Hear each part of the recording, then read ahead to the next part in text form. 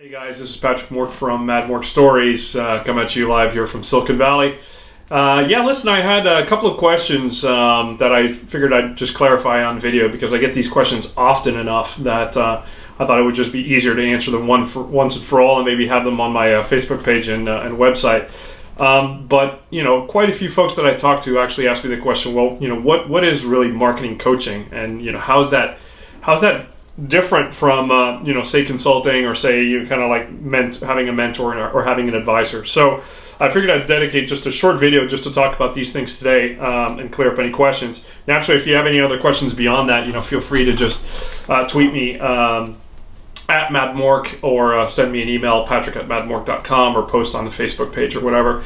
So a couple of key differences. First of all, when we talk about coaching versus kind of like having a marketing advisor or a mentor, first and foremost, let's talk about what a coach does do, right? So a coach basically helps you, first of all, identify what you want, right? From a career perspective, or from kind of like a business kind of goals perspective.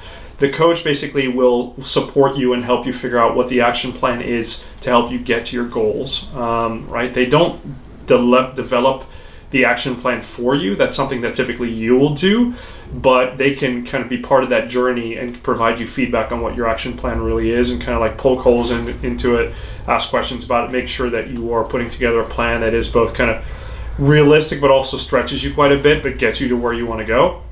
And lastly, the coach kind of like serves as a sounding board to keep you accountable, right? So typically you'll meet with a marketing coach, someone like myself, once or twice a month, for either a half hour or an hour at a time. Some coaches even do, 2-hour sessions, if the client has enough need.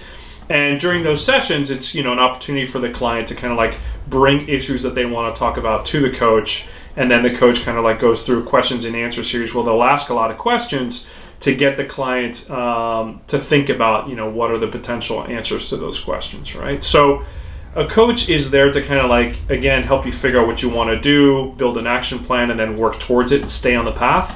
Whereas, an advisor or a mentor is really a much more informal and casual arrangement, right? Typically, there's typically not a commercial relationship. If you have a mentor or an advisor, they're just somebody that you go to once in a while to ask questions or get advice.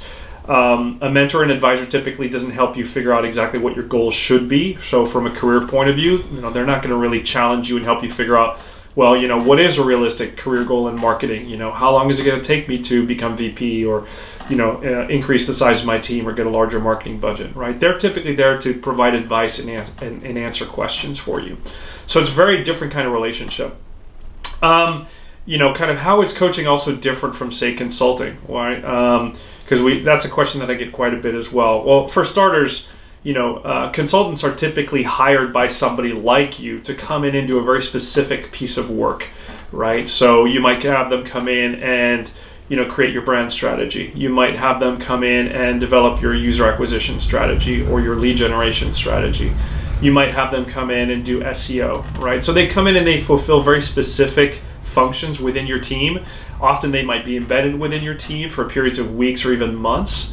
So they're people that you manage directly, and they're accountable to you, and they do work for you, right? So you tell them what they want done, they go out and they do it. It's more of a commercial relationship, and it's kind of like more of a continuing relationship, but it's focused on getting a specific piece of work done. Again, a coach is different, right? As I said before, the coach is not there to actually come in and do the work for you. They're there to basically help you figure out what you want, help you figure out what's the best way to get that, and hold you accountable, right? So it's kind of like, the hill analogy, right? You might kind of like hire a consultant to help carry you up a hill, right? The coach will take you to the hill and walk behind you and occasionally help you get up if you fall down, but they're not going to carry you up that hill, right? The coach is not going to do the work for you. They're going to be basically there as a sounding board, and they are going to ask a lot of hard questions and probing questions and really help you stretch yourself, whereas, a consultant is not going to do that. Typically, obviously, a consultant is going to be much more expensive, right? Particularly if they come in and do a very specific piece of work for you, and you expect them to be working in your office, 4 or 5 days a week, or even 2 or 3 days a week. That's significantly more costly than a coach, because they're doing a specific piece of work for you, which they have to deliver at the end of the project, right? So I've done coaching assignments, I've done consulting assignments. I did a consulting assignment where I went in and I wrote the brand book for a company.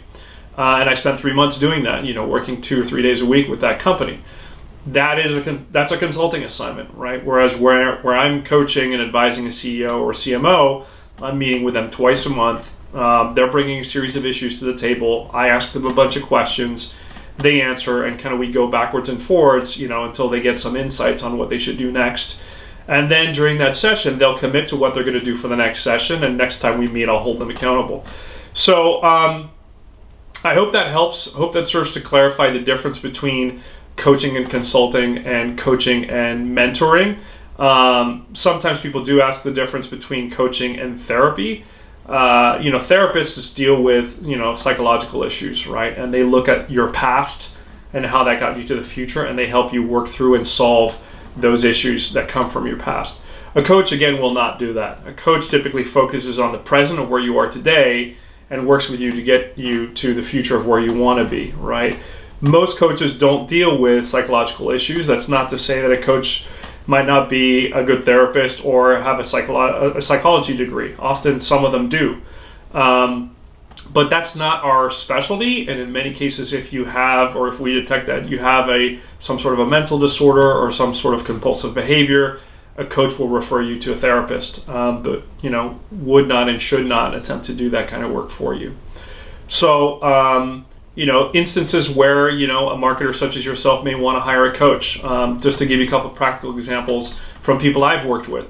One gentleman I was working with was a first-time chief marketing officer. He had never held that role before. He had, been in a different role before, a fairly senior role, and the CEO hired me to come in and help that person get up to speed because obviously it was a big challenge for them, and it was, somewhat of a risk for the organization, right? So they hired me to be a sounding board to this new CMO and answer a lot of questions that they might have about how to target the right audience, how to scale and build and manage the team, those kind of questions. In another case, a senior marketer hired me because she was unsure whether she should make a career transition and perhaps leave her current role and go into another role in her company or potentially consider a role outside of her company, right? So in that kind of a capacity, I was, hired by her to help her sort through these issues and figure out, well, what did she want from a career perspective? And what was the action plan to get her there? And then, of course, once we agreed on the action plan, we would meet twice a month for me to kind of help her out with some of the issues she was having, and also to look at how was her action plan going and making sure that she stayed on course, right? So that's just a couple of examples. Coaches are often used as sounding boards as well. They can provide different perspectives. They can help you in areas where you're stuck, oftentimes. So I hope that helps answer some of those questions between coaches versus mentors and advisors, consultants, and therapists. If you have any other further questions, tweet me at madmork or drop me an email, patrick@madmork.com, or feel free to leave any comments or posts on my Facebook page. My Facebook page is facebook.com/madmorkstories. You can always leave a post there, or if you want to book some time, I typically give away my first 2 45-minute coaching sessions away for free for us to get to know each other and for me to help you solve some of your problems. Hope that helps. This is Patrick Mork signing off, and I'll talk to you soon. Take care. Bye.